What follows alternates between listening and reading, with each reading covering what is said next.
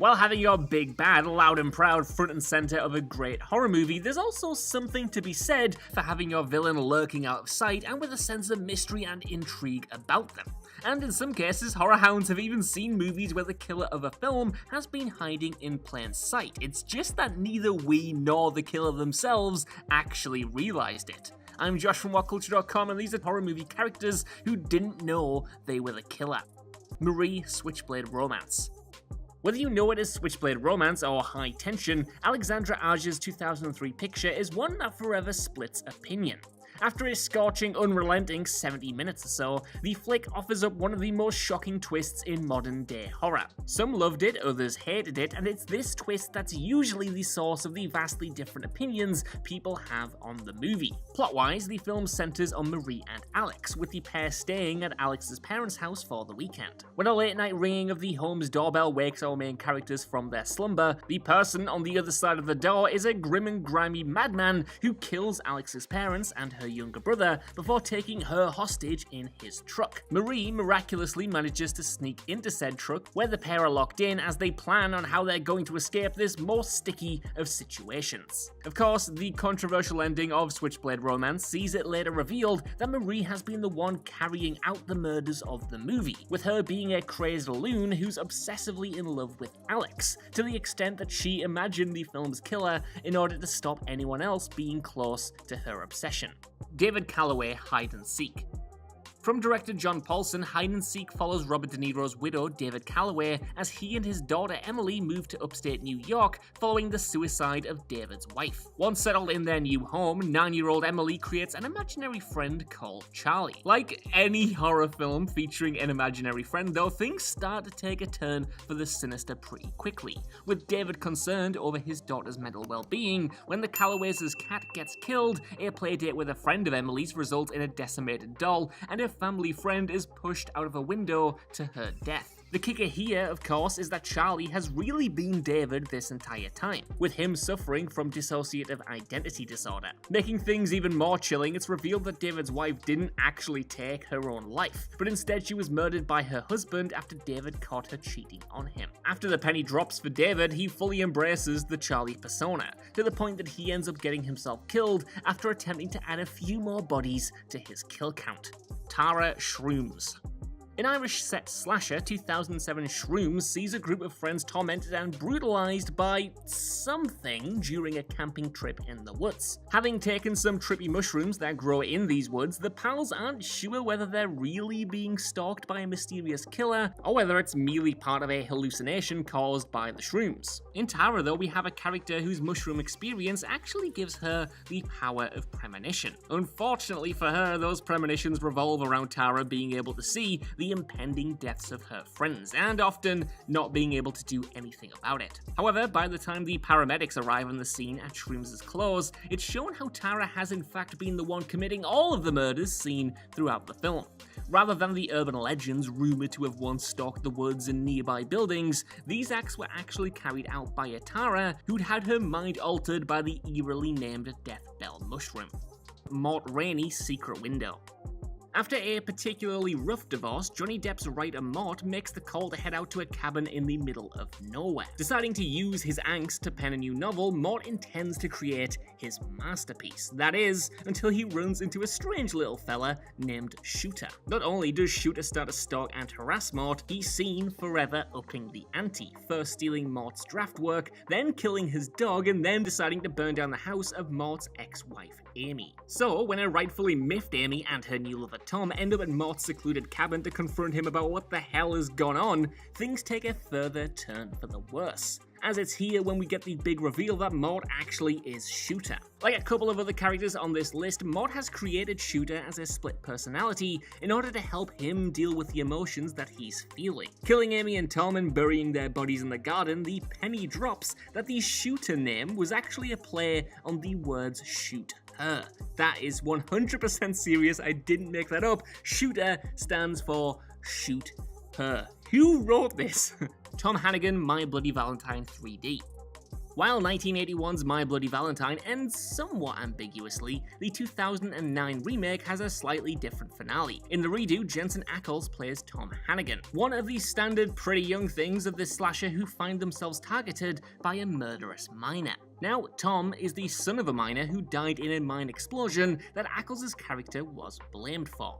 The sole survivor of this incident, Harry Warden, awakens from a coma 1 year later and kills several people before putting Tom in his crosshairs. Warden is stopped from killing Tom, but he then vanishes into the mine as Hanigan is left traumatized. After establishing this, My Bloody Valentine 3D jumps ahead 10 years to find Tom returning to his hometown.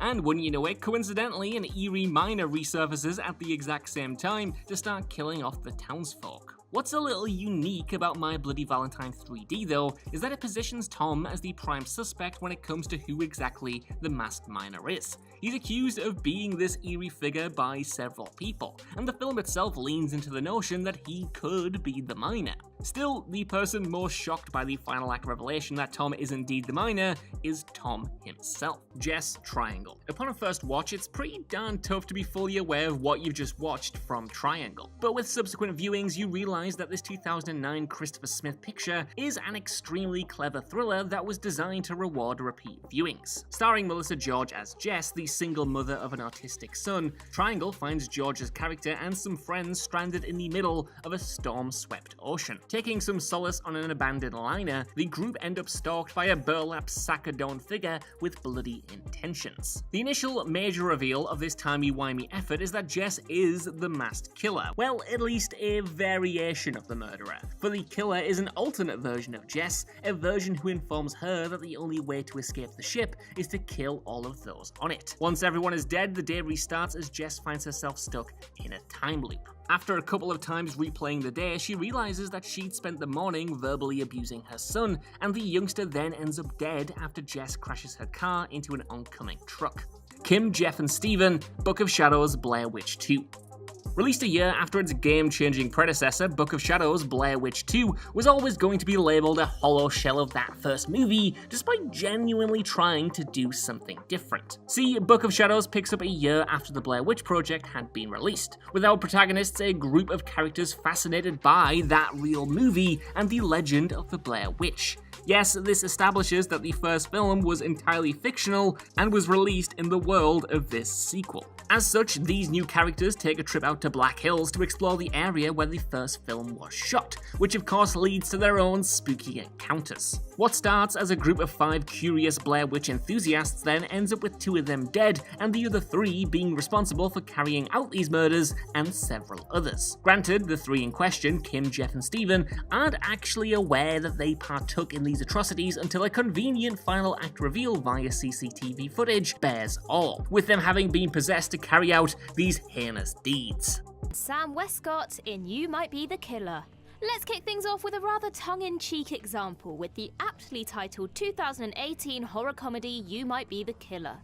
The story kicks off with camp counselor Sam calling up his horror enthusiast friend Chuck for help when a masked murderer begins slaughtering the camp's other counselors. Sam curiously suffers blackouts throughout the story, and given that he's also covered in blood, holding the killer's knife, and has possession of their very distinct mask, he and Chuck are forced to come to the conclusion that he must in fact be the killer himself. And indeed, Sam is the film's primary killer, albeit through no real fault of his own, given that he gets possessed by a cursed mask which is first placed on his head as a seemingly harmless gag by a fellow counsellor. Ultimately, Sam leaves a pile of bodies in his wake regardless, before eventually being killed at the end by another counsellor, Jamie, who also dons the mask. David Kessler in An American Werewolf in London. An American Werewolf in London sees 2 American backpackers, David and Jack, attacked by a werewolf while out on the Yorkshire moors. Jack is killed, but David survives, albeit while having unknowingly become a werewolf himself. Though an increasingly grisly vision of Jack urges David to kill himself before the next full moon to avoid turning into a werewolf, David refuses to believe him. This comes to a brutal head when, on the next full moon, David indeed turns into a werewolf and kills 6 people across London, before waking up naked in London Zoo with no memory of what happened the night before. It admittedly doesn't take David long to piece things together, but as he wrestles with what to do about his situation, he again transforms and commits another savage rampage.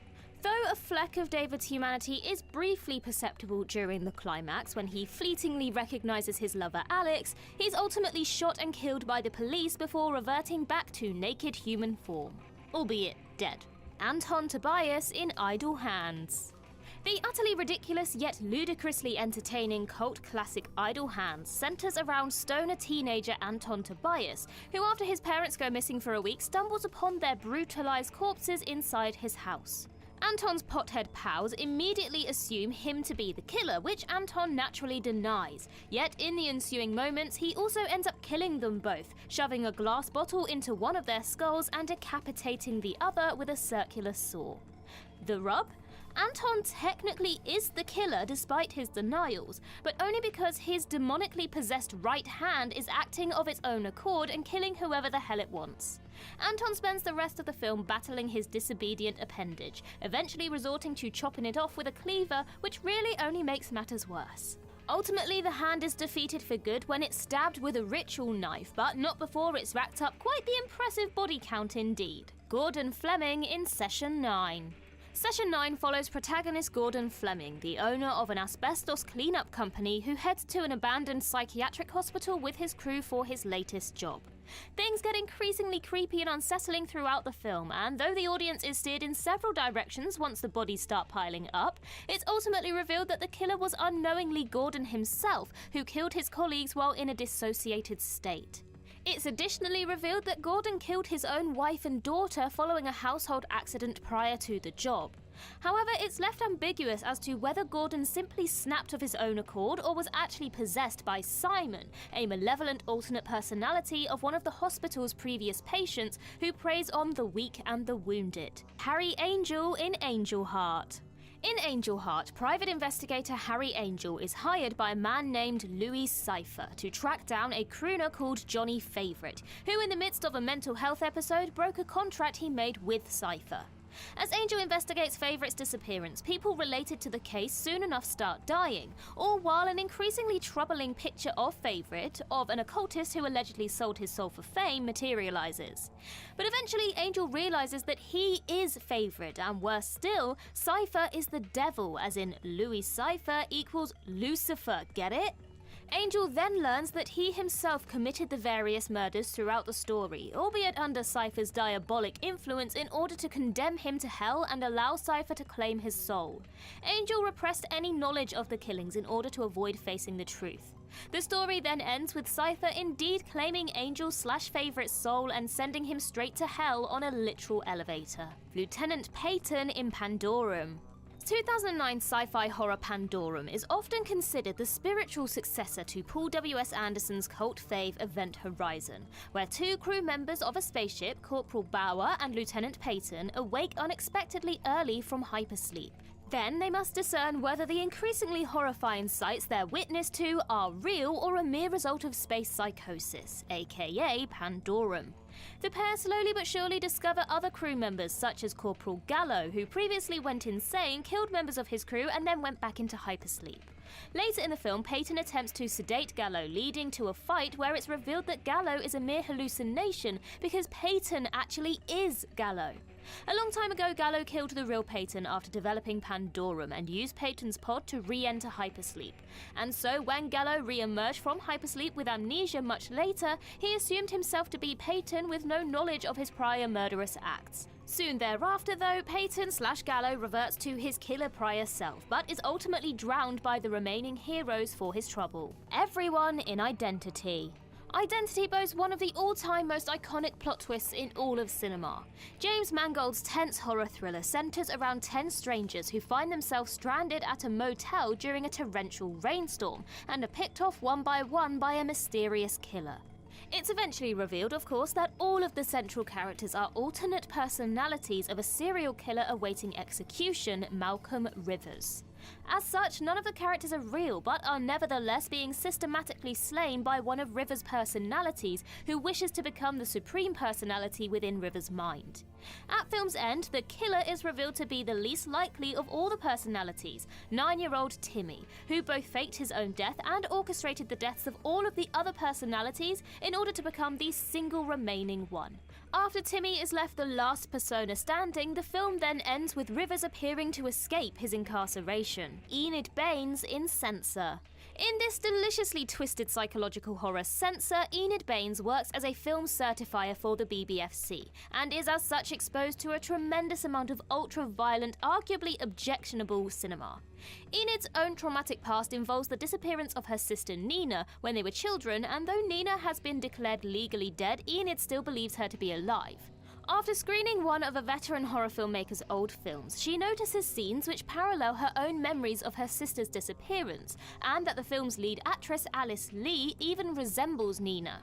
Enid's quest for answers causes her to accidentally kill a lecherous film producer before she heads to the set of a sequel to the aforementioned film, where she plans to rescue her sister from her apparent captors. This leads to Enid murdering an actor she believed was going to hurt Alice before a terrified Alice flees from Enid. The grim finale sees Enid dissociate entirely from reality, rejecting the reality of her murderous delusion and instead imagining a sunny outcome where she's returned home with Nina.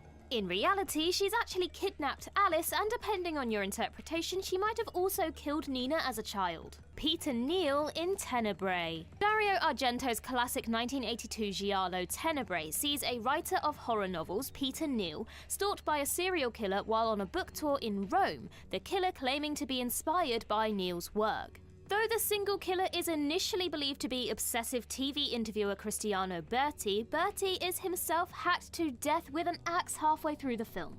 And while Berti did indeed commit the first spate of murders, it's revealed at the end that he was killed by Neal, who, after hearing about Berti's spree, inspired by his books, uncovered a repressed memory from his own youth where he killed a girl who sexually humiliated him. This memory evidently lay dormant for years until Berti's murders brought it back to the surface, driving him mad and causing him to venture on his own killing spree, leading to his own demise in the climax. Madison Lake Mitchell in Malignant. Now, James Wan's Malignant does come with the slight caveat that the protagonist, while absolutely the physical killer throughout the movie, ultimately had their body hijacked by a vestigial part of them. Throughout Wan's bonkers giallo homage, the central serial killer, Gabriel, is believed to be protagonist Madison's imaginary childhood friend inexplicably come to murderous life.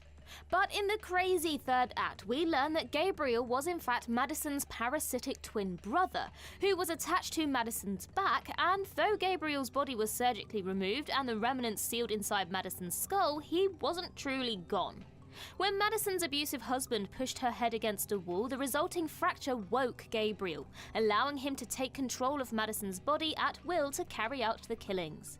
This also explains why Gabriel appears to move backwards and has upside-down handprints. Given that Gabriel faces backwards out of Madison's head, it only makes sense that he would pilot her backwards. Again, Madison isn't mentally committing the killings herself, but it is her body being possessed to commit heinous murders without her knowledge.